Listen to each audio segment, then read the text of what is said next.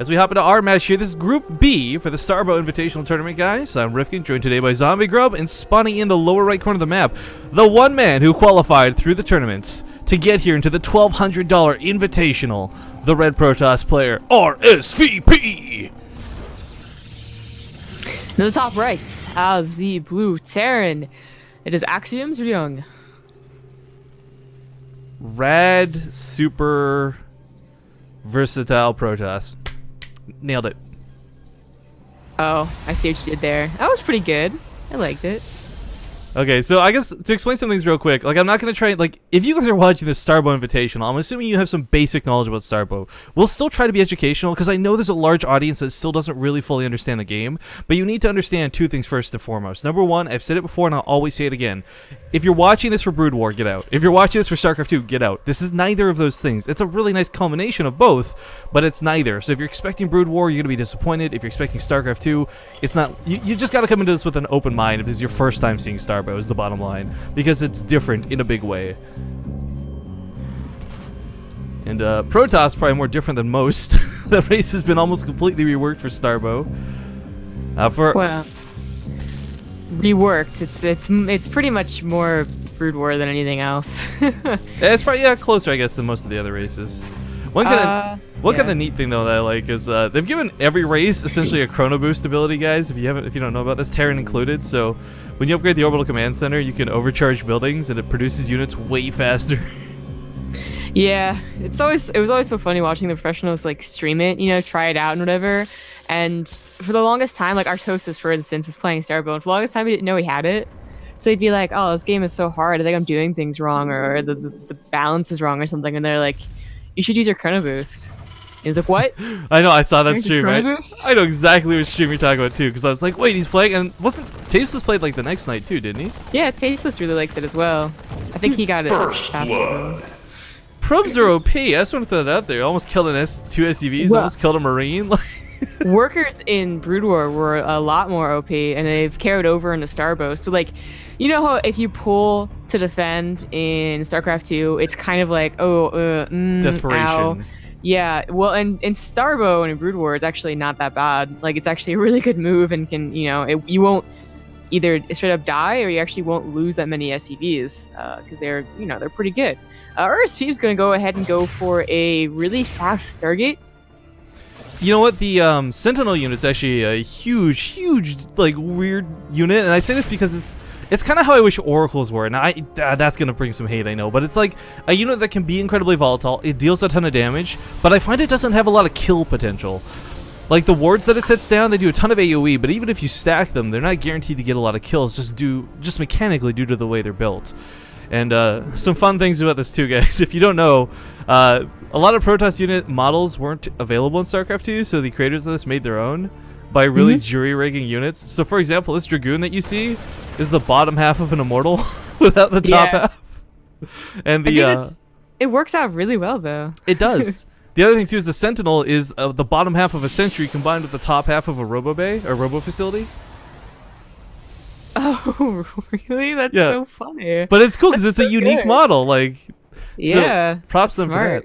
Ryung coming out with a pretty early tank, though. This, again, this is not like StarCraft 2, guys. So tanks don't come pre-equipped with siege mode. You do have to research it. But an unsieged tank has a lot of range and attacks. Tanks is weird in Starbow. They attack much harder, but they attack much slower is the thing. However, tanks can attack while moving, which is awesome. Yeah, they have that moving shot as well as the pivots, I believe. Yep. On their little pivy tank thing. Now, you don't have a lot of anti-air when you're Terran going against a Protoss for the most part. Now, luckily, of course, the Sentinel doesn't actually do that much damage. This is an Oracle. Well, that entire SCV line would be gone by now. There's that ward I was talking about, though. It hits so many of these Marines. And they're low, but they're not going to die to a ward anytime soon. And as we can see, with its low DPS, it can still get kills. But it's not like, oh, I accidentally didn't look at my mineral line for 1 second and I lost everything. Yeah, no, definitely not like that. Commend the micro coming out of this, though. Yeah, that's actually kind of impressive, and it's really important too because Ryung's going to be producing one Marine at a time, and that is all for his anti-air. Managed to slip in a Vulture though, and Vultures still are pretty good against probes. So even though probes are gets trapped actually. That's actually pretty good. You know what's actually interesting in that, you know, since vultures are still a thing in Starbow, Sim City in a Protoss space is actually very important, and I don't know if he intentionally made his target like that, but it really worked out. Oh, a Dragoon did go down. Yeah, there was a Spider-Man placed there, and there's another one available too. This is a low amount of harass too, guys. Like, Ryung's gonna get some nice kills with this, but this is not like watching Beastie Cutie, who will send like, you know, 5 vultures and wreck your whole base. But Sentinel's still doing work in Ryung's base, and I can't believe he's kept one of these guys alive. Again, with the null wards coming out, you guys will see it takes a few seconds to arm, but you can actually shoot it. It's got 40 health, so it's not kind of like the end-all be-all. But Ryung's using low amounts of units to soak this. He's trying to repair some SCVs even.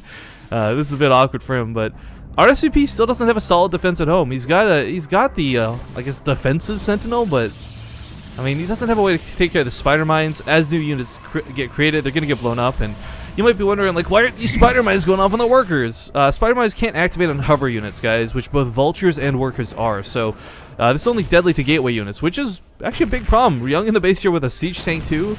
This is so weird that it's like such a non-dynamic push from both players, but they're both killing a lot of workers. Well, I think Ryung realized, oh wow, that was pretty good. Ryung realized that his counterattack's probably like the biggest potential that he had to actually return some damage. I'm not sure he really lost that many workers. In fact, it's still even. And of course, you don't account mules anymore, so it should be even. But, you know, now he's actually going to win. I mean, realizing that my opponent doesn't have a lot to defend at home is a perfect opportunity. Okay, so finally with that second Sentinel up. For those who don't know, just like an Oracle, a Sentinel can detect, but it can't move while detecting like an Oracle can. So it's kind of rooted in place for the time being. Oh, Dragoon, watch out, buddy. Now, this was really low pressure from Ryung, guys. I mean, this wasn't crazy damage by any means, but getting the worker kills was what was necessary to trade out for what RSV had done back to him. Now, you'll see an animation like mules coming down. It's not mules. You just instantly create, instantly call down an SCV. It still costs 50 minerals, but it's made instantaneously, this process, and you can drop it anywhere on the map. But the cool thing is, there's actually, I would never have considered this, honestly, but there's balance associated with dropping SCVs. For those who don't know, if you call in an SCV, it comes down blind for about 20 seconds, so it can't see immediately around it, so you can't just drop it in your opponent's, like, say, natural and scout with it. Well, alright. You have to scan before dropping it anyways, though. I know, but it's just a weird thing, like, that's what I'm saying, like, I would never have considered that for balance, but... Oh, vultures aren't that good. In fact, you know, what you actually do against Dragoons is you try and surround them with mines, so then that's how you get the kill. Otherwise, well, they just die, and unfortunately that's what happened. Three of these damn things now in the base. In fact, he gets a scout. This is actually something I've not seen in Starbow yet, at least for the matches I've cast, because a lot of people have been very negligent of it. It's not a good air-to-ground unit, but it's pretty good for air-to-air scraps. Yeah, the scout was kind of that one unit that was never ever built. Like the Queen is built more in Brood War. But I guess it has this phase missile now, so it's going to be better against those Vikings, or at least, you know, help protect the Sentinels against the Vikings. Yeah, does that...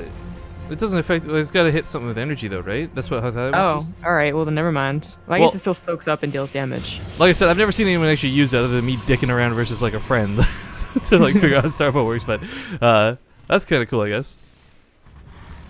Actually, there's a big difference in the game, guys, as far as just speaking of energy drains. EMPs are no longer on ghosts or anything like that. They come from the Science Vessel, which has been reintroduced to the game, which in the early game is really not that critical versus Protoss. But later on, when Arbiters are out, oh man, do you need those EMPs.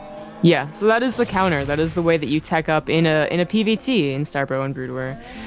Once they get Arbiters, which they can rush to, you're going to need to get those EMPs out. Vultures to try and get in here again, they're going to go and lay mines. Pretty much, you never ever want a Vulture to die with mines to be able to be laid. So even though they won't do a lot of damage, it's still worth it. You kind of sound like one of those like one of those was it those memes or whatever of like 4chan and like 9gag where it's like le mines from le Vulture. Really? He lays mine. Whatever. I'm just making a bad joke. Middle of the map, though, has got a pretty significant push coming. Now, for Ryung, I really like his attempts to move in with the Vultures and get to his opponent's mineral line. The problem is, he's wasting a lot of potential by not dropping the spider mines in the middle of the map. Like, these Dragoons are constantly pushing out. Yes, there's an observer with them, but maybe there's a chance RSV, like, I don't know, instead of A moves, just regular moves and walks over a ton of wood mine, or spider mines, sorry.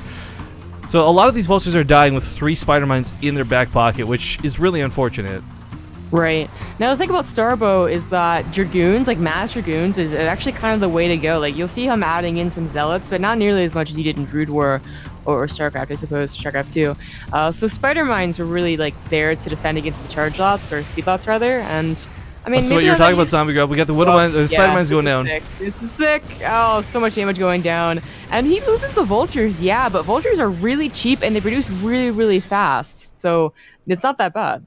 And I think a lot of people might be wondering, like, why is there no third base being taken from Ryung? Like, why is he sticking on 2? And for those who don't know how the Starbow works, guys, you get a lot more economy per base. So it's not as necessary to take a third. It will still get you ahead in the game, but it's not like you're screwed in out of it like regular StarCraft 2 if you're stuck on 2 bases. Yeah. Now it's worth noting, Ryung did not go for Siege Tech, actively chose not to go for Siege mode, and I kind of understand this choice because Siege Tanks unsieged can sometimes be a little bit better, but in this sort of scenario, it kind of, I think, would have been better off with Siege mode. It's a bit of a scrap fight coming from both ends, but it looks like Ryung will still push on through. Those the Vikings do great work of those air units, but the air battle's not enough. Yeah, I don't know. I guess Ryung's probably used to playing versus people that are a lot worse than him just mechanically. Or like haven't actually played a lot of Starbow, but I think RSVP is showing that he has played a lot of Starbow. I mean, he made sure to get us around. He's gotten that really fast third, which you're supposed to do. The Protoss in this is supposed to have actually the better economy, produce a lot of Dragoons and Zealots, while Ryung's gonna have that very, very powerful like Deathball army.